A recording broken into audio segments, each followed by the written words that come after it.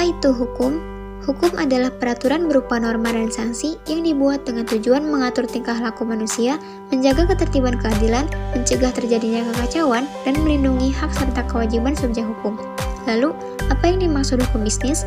Yaitu suatu perangkat kaidah hukum tertulis dan tidak tertulis yang mengatur tentang tata cara pelaksanaan urusan atau kegiatan dagang, industri atau keuangan yang dihubungkan dengan produksi atau pertukaran barang atau jasa.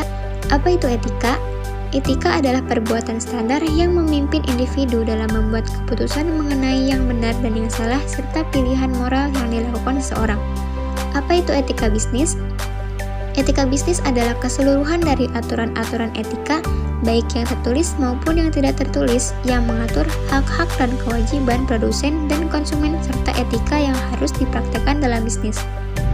Dalam hukum dan etika bisnis, kita mengetahui pentingnya etika dalam berbisnis. Salah satunya membuat surat perjanjian dalam berbisnis pada e-commerce. Dalam pembelajaran inilah kita mengetahui syarat sahnya perjanjian pada pasal 1320 KUH Perdata, yaitu terdiri dari syarat subjektif dan syarat objektif. Pada syarat subjektif ini terdiri dari kesepakatan dan kecakapan. Dan pada syarat objektif ini terdiri dari suatu hal yang tertentu dan suatu sebab yang halal. E-commerce merupakan metode untuk menjual produk secara online melalui fasilitas internet. E-commerce mencakup bidang teknik, yaitu jaringan, telekomunikasi, pengamanan, penyimpanan, dan pengambilan data dari multimedia. Dari bidang bisnis, yaitu pengemasan, pembelian dan penjualan, penagihan dan pembayaran, manajemen jaringan distribusi. Aspek hukum information, privasi, hak milik intelektual. Materi selanjutnya, keuntungan dan kerugian pada e-commerce. Keuntungan e-commerce, yang pertama itu ada konsumen, harga lebih murah, belanja cukup pada suatu tempat, produsen, efisiensi tanpa kesalahan tepat waktu, dan manajemen, peningkatan pendapatan loyalitas pelanggan. Selanjutnya ada kerugian e-commerce. Konsumen sangat berpotensi untuk mengalami penipuan produsen, penyelesaian hukum yang berlaku. Contoh bentuk kontrak perjanjian di e-commerce Shopee. Ada peraturan komunitas yang dibacakan, kami bertujuan membangun komunitas yang bersahabat dan positif di Shopee. Oleh karena itu, kami membuat peraturan komunitas sebagai petunjuk bagi semua pembeli dan penjual agar tetap terjaga lingkungan online yang aman dan menyenangkan dalam kegiatan transaksi.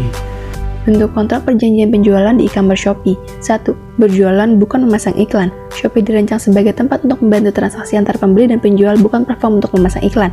Oleh karena itu, semua produk yang Anda daftarkan harus berupa produk yang ingin Anda jual. Berikut adalah beberapa contoh dari iklan.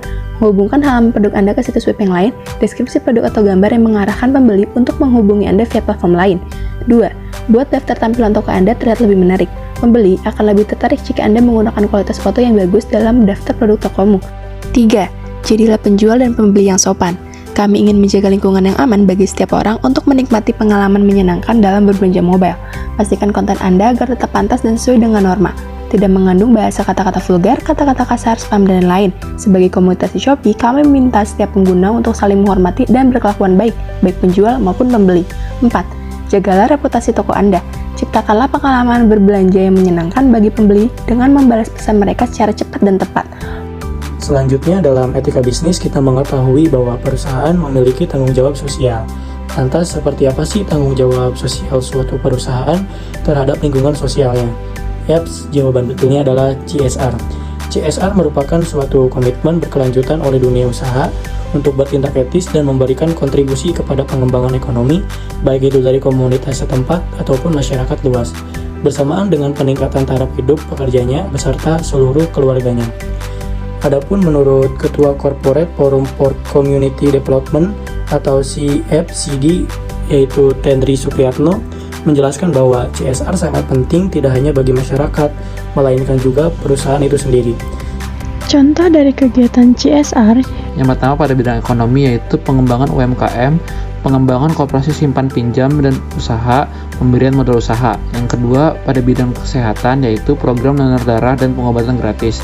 Yang ketiga, pada bidang lingkungan, yaitu program pengelolaan limbah, penanaman 1000 pohon, dan pembangunan lahan. Yang keempat, pada bidang pendidikan, pemberian beasiswa, pelatihan keterampilan seminar di bidang pendidikan. Yang kelima, pada bidang infrastruktur, yaitu pembangunan rumah ibadah.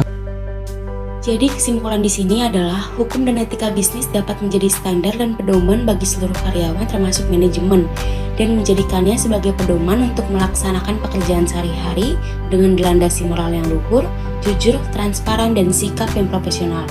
Manfaat pembelajaran hukum dan etika bisnis untuk mahasiswa yaitu mahasiswa dapat mempelajari bagaimana caranya berbisnis dengan baik dan saling menghargai dalam dunia bisnis agar tidak muncul persaingan yang tidak sehat. Hukum dan etika bisnis juga mencegah mahasiswa untuk bertindak korupsi pada saat di dunia kerja nanti. Karena dalam mata kuliah ini diberitahukan pula akibat dari tindakan korupsi.